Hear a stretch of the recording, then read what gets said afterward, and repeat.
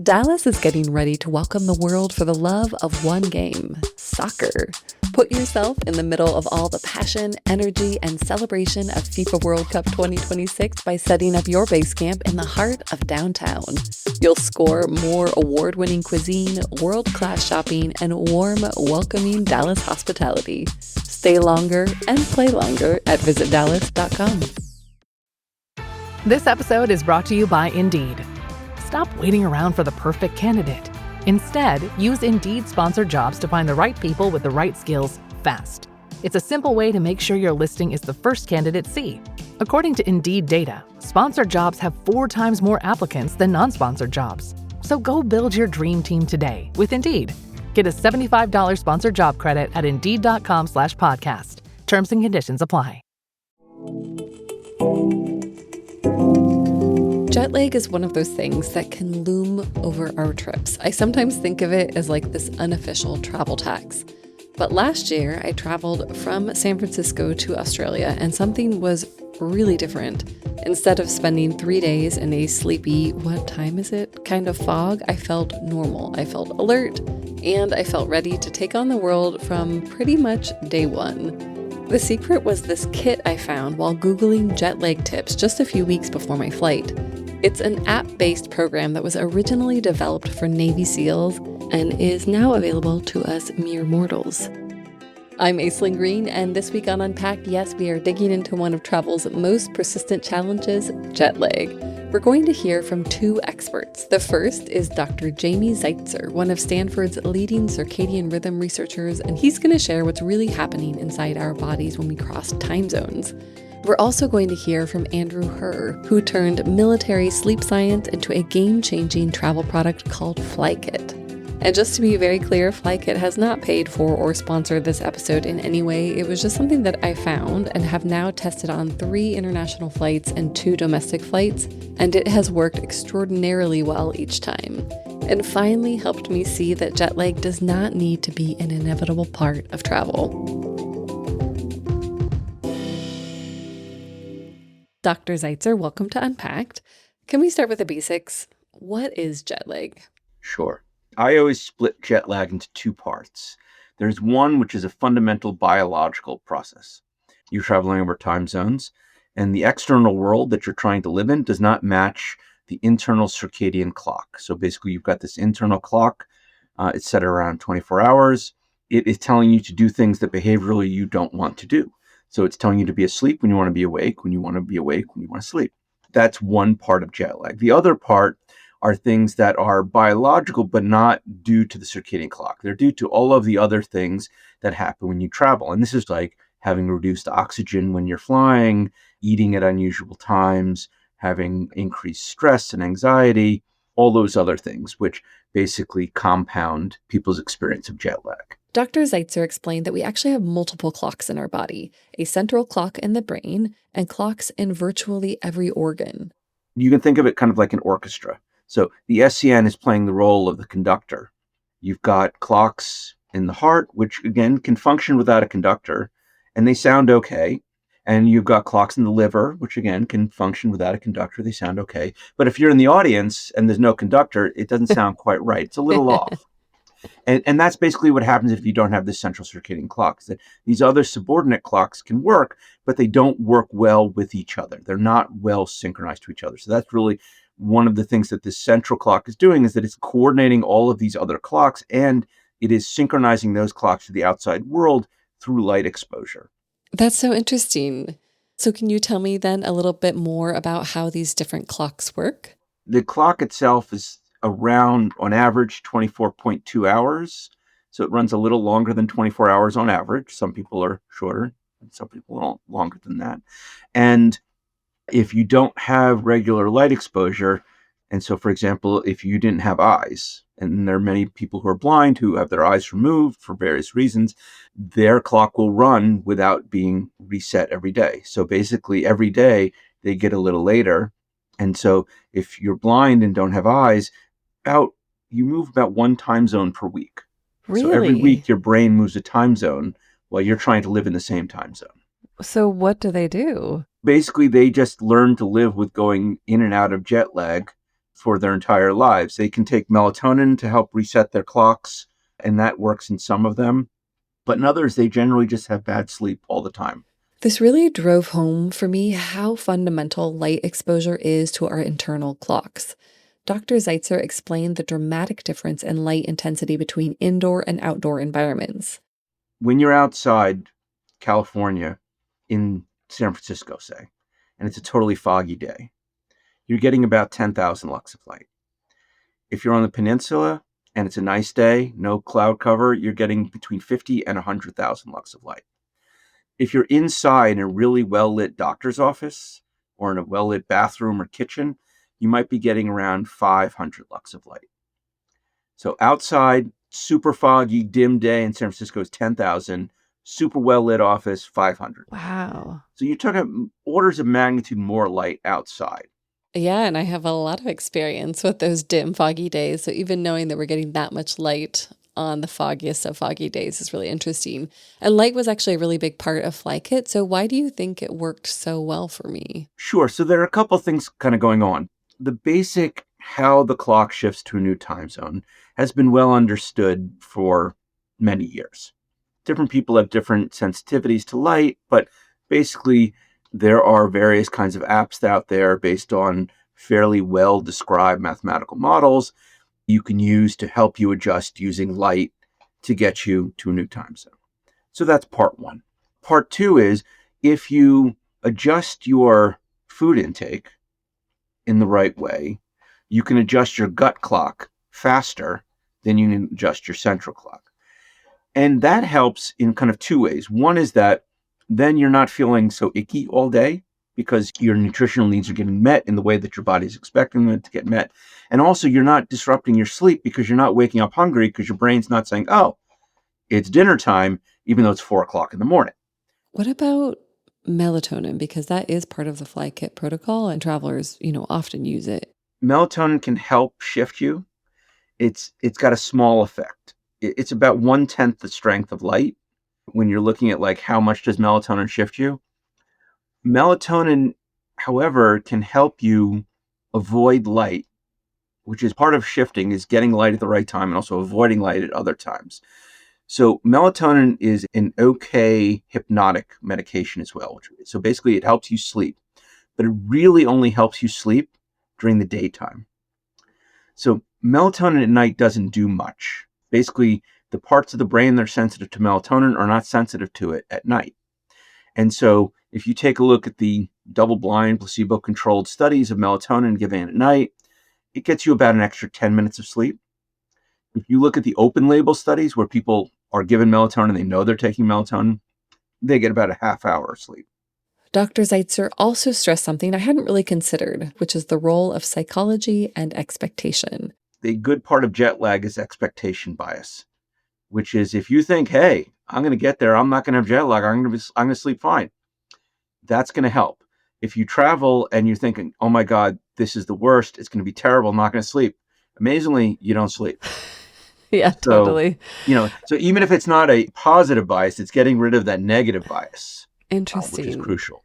Because, I am not a great sleeper. And so times where I've gone through periods of more insomnia, that fear of not being able to sleep. If you're a good sleeper to begin with, they have less trouble with jet lag because they just have fewer barriers. If you're a bad sleeper to begin with, and then you're jet traveling, well, welcome to life with the rest of us, because it's then terrible, because not only do you have all your bad habits, then you also have this new circadian thing that's helping you stay awake too. And you're in an unusual place and there's anxiety there and you're eating weird foods. These insights helped me understand that jet lag isn't just about time zones. It's about multiple biological systems trying their very best to sync up in a new environment. But how exactly do you manipulate these systems effectively? After the break, that's where Flykitt's Andrew Herr comes in.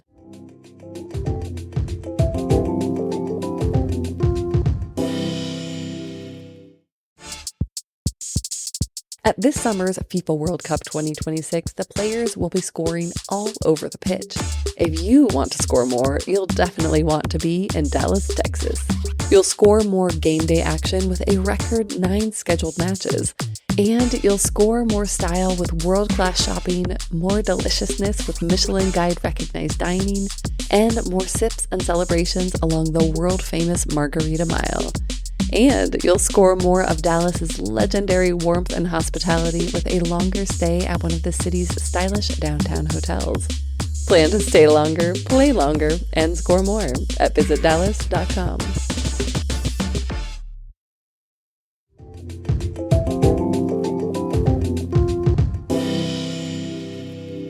We're back, and joining us is Flykitt's Andrew Herr, whose background is fascinating.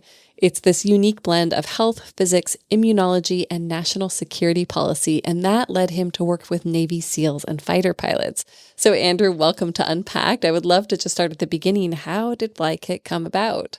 So actually, it was working with clients who were having personal terrible experiences with jet lag. I'd spent 7 years working with the military and worked on all kinds of performance issues, including sleep and circadian questions. And then one day, this client came to me. He was a business executive, fly from the East Coast. He was going to Korea regularly to close business deals, land at 4 p.m. There's a big dinner that night, and the Korean side wanted to negotiate at 7 a.m. the next morning. And he's like, we're getting, pardon my French, effing killed here. Like, they're using jet lag as a negotiating tool. And so he's like, what can I do? Andrew took everything he'd learned working with those Navy SEALs and those fighter pilots and created a protocol in a Microsoft Word document. It was the very early iteration of Flykitt. I sort of took all of this knowledge that I'd built working with the military side, working with individual executives, and had one of those moments where I just sort of like put it all together all at once, taking this insights from work I'd done with this Navy SEAL community. I learned working with them that pressure changes in diving can cause inflammation, and then tracked this to flight, and then tested with some fighter pilots who were having some mental brain fog issues after they flew, tested that hypothesis, and it worked with them. Put that kind of approach together with all these light and meal timing and supplements that can shift your circadian rhythm, blocking this inflammation, also knowing that not sleeping well on a plane and other things gives you inflammation. Just put it all together and typed out at this time, do this, at this time, like carried a box of supplement bottles to his office. Oh my God. I think I hand delivered it, if I remember correctly. And he emailed me from Seoul, Korea, I guess a couple days later, and said, Andrew, I just slept 8 hours my first night. Like, what did you do? That's amazing. I think anyone listening who has done a similar trip understands that an 8-hour sleep is bonkers. So help us understand. How does it work? Can you walk us through the steps? The basic framework is you're a busy person. I'm not going to ask you to do anything before the morning you leave. Starting the morning you're going to leave, the app is going to recommend you actions first that are going to prepare you to block that flight-induced inflammation, and then kind of keep your inflammation low and healthy throughout your trip. The second thing we're going to do is we're going to decide what time is ideal to wake up based on your circadian shift you need. But it's not just the shift you need, because it also is, when do I need you to sleep? Because you can't sleep on a layover or when you get to the airport. That's just not feasible. There's not a bench for you to sleep in the airport. So if I need you to go to bed and sleep relatively early relative to your home sleep time on the plane, I might have you wake up earlier. I'm managing you to try to feel as good as possible throughout your trip, while also being as ready as possible to sleep when I want you to sleep. There's a balance there, because if I give you tons of energy and it's 10 p.m. at your destination, you can't fall asleep till 3 a.m., you're going to feel horrible the next day. Yeah. So you need to feel tired at the right time. Yeah, that makes sense that you have the app then. And so what is in the Flykitt box? What are those specific components? The Flykitt pack comes with all the different supplements you need. There's 5 different ones in there. And the app will just tell you, take one of the advance or sustain or protect at the different times. And then I'm going to help you prepare for sleep, which might include supplements or definitely includes blue light blocking glasses that come in your kit. And those are going to help tell your brain it's getting to be nighttime, because they block the blue frequency light that's sort of a signal to your brain that it's daytime. Yeah. And they tend to help people calm down a little bit for that and other reasons as well. It's less stimulation. And then you're going to sleep, usually during your flights, you're going to sleep on the way towards your destination. but not too much and not too little. Yeah, so how do you determine how much someone should sleep on the plane then? That's a really neat trick of like, what's the amount that allows you not to feel terrible, Yeah. but that's also going to allow you to go to bed that night? And the answer is we can give you a little bit less sleep than you could normally get because the first order negative effect of not sleeping is inflammation, and we're managing that already. And by the way, that's why jet lag can be so bad, because if you don't sleep and the flight induced inflammation, and so we're kind of managing your sleep, managing your how awake you feel, then you're going to wake up. And typically, it depends on the plan, obviously, but typically we're going to hit you with what we call a circadian reset.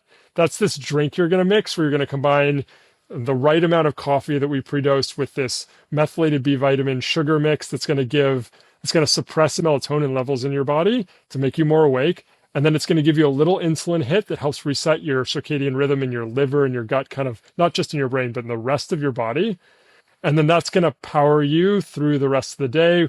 And we're going to keep managing the inflammation, keep managing circadian with our goal of landing you nicely in bed that night. You sleep that full night and you really are just on destination from your first night. Yeah, and that's what I experienced on my Australia trip. So what about food then? Because on that Australia trip, the program was actually pretty aligned with when they were serving meals on the plane, but I know that's not always true. Yeah, so the eating is really powerful because basically the worst thing you can do is not have enough sleep and not give fuel to your brain and body.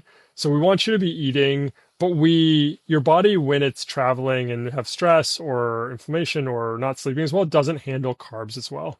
And so we want to sort of, you don't have to eat no carbs, but we want to recommend a higher protein, lower carb diet because it's a little bit more aligned with your physiology during that time. And then that also allows us, when we give you that little sugar hit, it's not a crazy amount, it's only 13.5 grams, but that then sort of saves that little insulin blip for the time when I want to reset your circadian rhythm to the morning time frame. So it will sometimes work out that the meals are timed with the plane flight because usually it's going to make sense to sleep kind of more in the middle of the flight, but we don't currently optimize for that in the plan just because sometimes the meal times in planes would be really kind of off. Got it. Okay. In general, what kind of response have you seen from travelers? What kind of results are you seeing? Yeah, I mean, in our look back at the data, we're looking at about 93% of people get a tremendous benefit from this. And we just ran a kind of pilot recently with Inter Miami, the professional soccer team, and they saw a 94% reduction in symptoms for people who use Flykitt and their players who use Flykitt. So we're seeing really huge effects. So what about the other 7% of people? And my answer is nothing works for everyone. And anyone who claims that any medicine or supplement or workout regime works for everyone is lying to you or wrong. But we've looked at this and tried to figure out, is there a demographic? Is there an age, sex? We actually don't see a pattern. And obviously I want it to work for everyone, but trying to figure it out for those other 7%, honestly, is probably going to be so hard that I'd rather just give their money back. And that's what we do. We have a money back guarantee. If it doesn't work for you, we'll just give your money back because this is there to help people. And if it didn't help you, then we shouldn't get paid. Okay. All right. Well, you heard it here. I know you have some big things on the horizon, including going beyond those international trips. Can you tell us a little bit more about what's to come? The other big thing on our roadmap coming soon is use Flykitt. It's designed for these big international trips. We're going to be launching a Flykitt domestic product here that is designed to help you feel great on shorter flights because you still get that inflammation piece, even if there's, maybe a smaller circadian component. Certainly, West East Coast, East West Coast, there's a little more circadian, but even just going, one time zone or no time zones, but a few hours north south, you're still, you don't feel great when you get off a plane.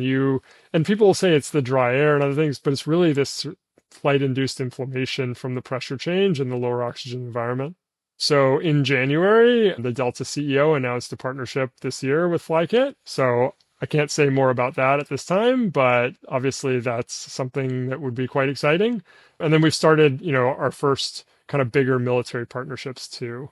Some of this research came out of the military, and so it only feels right to get this technology back in the hands of the people who, in some respects, need it the most and are traveling all over the world. And our mission is to help people so that they can do more for themselves, their family, their community. And so having the opportunity to talk about it is really valuable. So thank you so much. And that is it for this episode of Unpacked by Afar. Again, this was not a sponsored episode, and this is not an affiliate link, but if you'd like to try it, Afar listeners can get 10% off with the promo code AFAR10. That's AFAR10, and I've included that in the show notes. I'm Aislinn Green. Thank you so much for joining us. If you enjoyed this deep dive into the science of jet lag, subscribe to Unpacked wherever you get your podcasts, and be sure to share it with a fellow traveler who is tired of being tired. Ready for more unpacking? Visit afar.com and be sure to follow us on Instagram and TikTok. We're at Afar Media. If you enjoyed today's exploration, I hope you'll come back for more great stories. Subscribing always makes that easy, and be sure to rate and review the show on your favorite podcast platforms. It helps other travelers find it. And if you want to ask a question or suggest a topic for coverage, you can leave us a voicemail at the link in the show notes or email us at unpackedafar.com. This has been Unpacked, a production of Afar Media. The podcast is produced by Aislinn Green and Nikki Galteland. Music composition by Chris Cullen. And remember, the travel world is complicated. We're here to help you unpack it.